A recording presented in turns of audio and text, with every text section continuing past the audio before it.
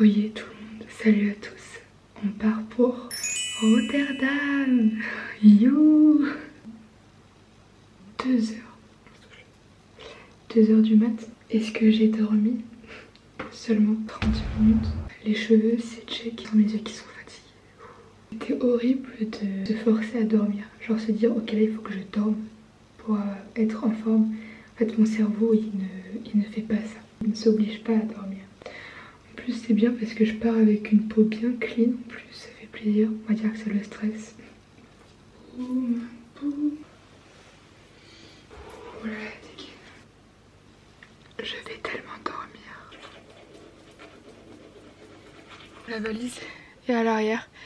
J'ai galéré à la faire descendre. C'était une folie. J'ai chaud. Je vais retirer mon sweat de suite. En fait, je sais pas ce qui m'a pris à vouloir faire la meuf qui a la clim dans sa voiture alors que pas du tout en fait. Je me suis pris ice latte parce que là, sommeil, je sais pas comment je suis encore en vie. Plus comme une conne, je suis montée pour passer la sécu alors que bah, je viens de l'acheter en fait. Alors que je reste comme une miskine dans mon coin en train de siroter mon truc.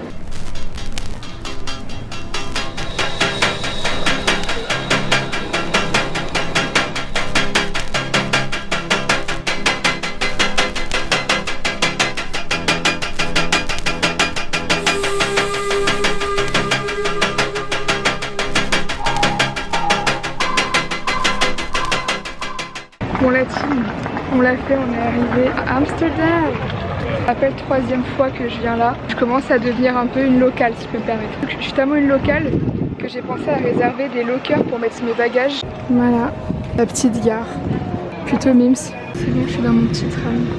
On n'oublie pas ici, il faut biper à l'entrée et en sortant. Sinon on paye plein tarif. Moi je l'ai déjà fait niquer plusieurs fois. Donc petit tips pour ceux qui ne le savaient pas.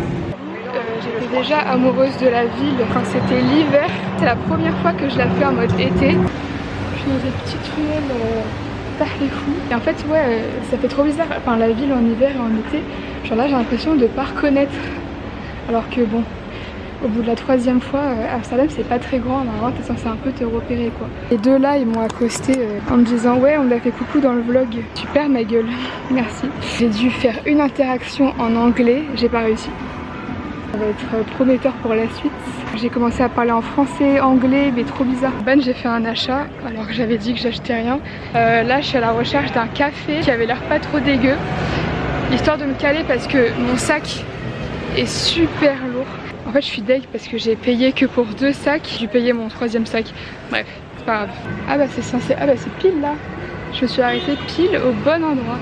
Je vais vous montrer un petit peu. C'est ça, c'est Arket. Mais pourquoi c'est un magasin? C'est pas un café, je comprends pas. Ok.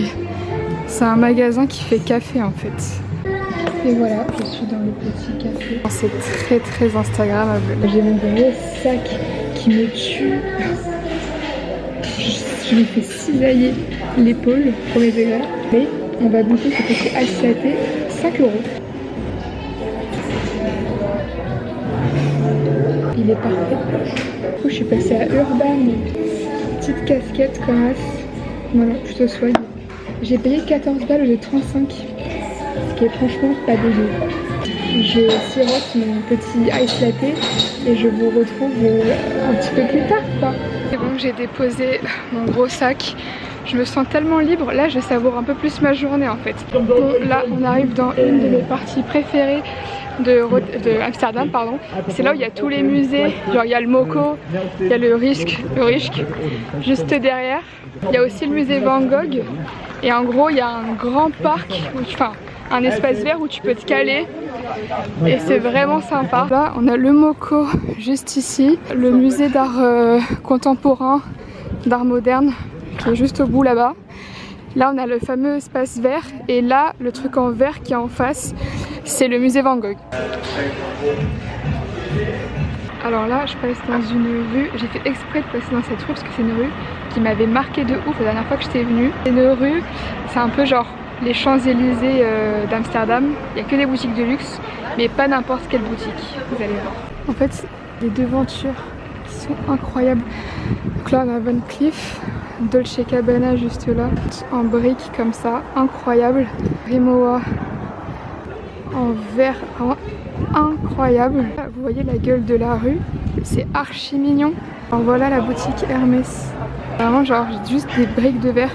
Et si je me trompe pas, je sais que quand j'avais travaillé sur la brique de verre, ça parlait, je crois que c'était le travail de brique falconnière.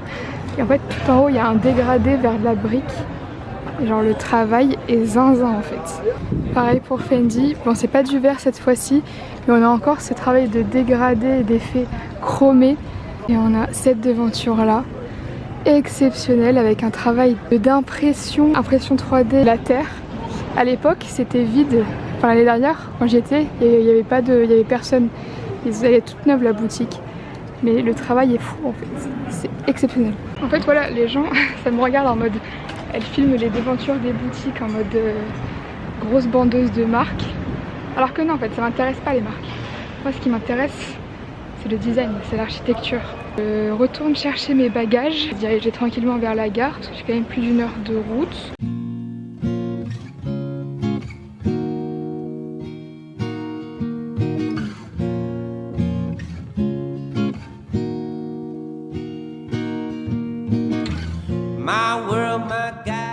Et les gars, je suis enfin arrivée dans ma chambre. Faut savoir que c'est une auberge de jeunesse qui est genre, t'as différentes parties de l'auberge qui ont des thèmes différents. Et en gros moi j'ai pris une chambre. J'ai le choix entre une petite et une plus grande. Mais sauf que la plus grande elle avait pas de fenêtre. Et sur celle que j'ai prise il y avait marqué qu'il y avait une fenêtre. Donc je m'étais dit, vas-y je préfère avoir une plus petite chambre mais avoir une fenêtre que d'avoir une plus grande chambre de genre 3 mètres carrés de plus. Mais je suis enfermée tu vois. La fenêtre en question. Une fois qu'on a la porte, hop, voilà la chambre. En vrai ça me suffit. Et là j'ai un tableau et là la fenêtre en question. La fenêtre en question qui donne sur les gens en fait. Moi j'ai le thème rouge, bon je vais vous montrer après. Et là c'est le thème un peu fantasy. Sinon j'ai quand même une douche perso qui est pas dégueu, franchement bien grande. Et les toilettes. Voilà, ça c'est le thème un peu fantasy. Un peu jeu vidéo. Là c'est le thème miroir. Enfin galerie des glaces. Putain stylé c'était à la porte comme ça. Putain en vrai ça aurait été pas mal ici parce que j'aurais pu avoir une chambre ici. Putain ça aurait été stylé d'avoir la chambre en haut. Je suis un peu dégueu. C'est mon espace. C'est l'espace salle rouge un peu. Encore un espace rouge. Je me réveiller. Je me suis couchée à 16h. Je me suis réveillée à 7h. J'ai fait une nuit de 16h ou plus. Moment je me réveille, je me dis ah putain la nuit elle a dû passer genre. Il était 21h. Et du coup je me suis dit bon est-ce que je me bouge et je vais faire un tour dehors. Et en fait j'ai eu trop la flemme et je me suis dit non mais dors parce que tu t'es vraiment KO meuf. Et du coup c'est ce que j'ai fait. Du coup j'ai pas beaucoup raconté hier. Le musée c'était trop bien. C'était trop bien, ils avaient vraiment changé toute la collection. Il y avait du Charlotte Perriand en plus, très sympa parce que c'était les collections dont j'avais parlé pour ma soutenance là, dans mes inspirations existantes. Il y avait Le Corbusier, tout ça, enfin c'était trop cool. Butterfly aussi qui était très sympa. Je vais péter un plomb, ils ont changé tout le musée, c'est le paradis. Je suis dans mon paradis, il n'y a que du design d'objets pratiquement. Il y a un peu de graphisme, un peu d'archi aussi. Mais c'est parfait. Allez, je vais vous montrer la pièce. Attends. Je pète mon crâne. C'est tellement beau.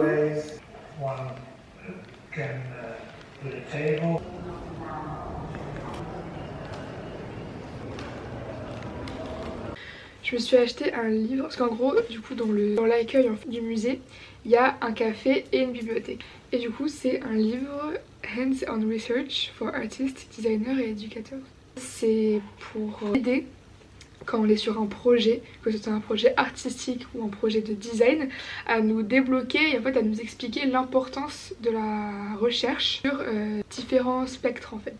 Par exemple, il nous explique qu'il y a une sorte de cycle, mais un cycle qui n'a pas de début ni de fin.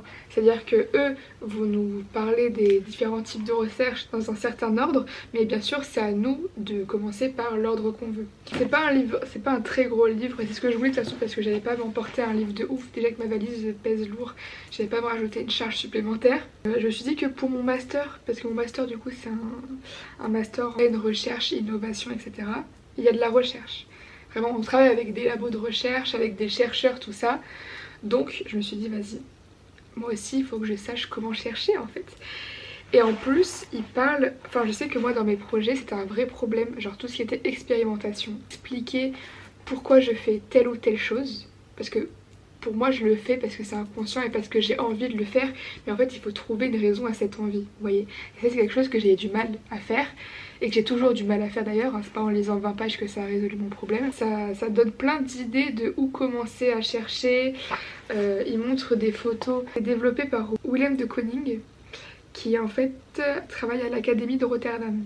Dans plusieurs de ces pages, il montre des exemples d'élèves, il montre des exemples. Par exemple, elle venait d'une région où il y avait pas mal de terre, de boue, et elle kiffe la céramique, et du coup elle a fait plusieurs échantillons de différentes céramiques, de différents types de terre. Avoir expérimenté du coup le visuel, elle a essayé d'expérimenter la forme. Pareil, un mec qui travaillait le métal, il a fait plusieurs maisons donc qui ont une même forme avec différents métals pour voir du coup comment on assemble le métal pour former cette maison. Il y en a que tu vas plier, il y en a que tu vas souder, il y en a que tu vas accumuler, assembler. Enfin, c'est tout con, mais en vrai, c'est hyper... c'est du génie, enfin c'est intelligent de faire ça. C'est parti, nouvelle journée, mais on se retrouve pour le deuxième vlog, pour que vous voyez un petit peu ma petite journée d'aujourd'hui quoi. Allez, bisous.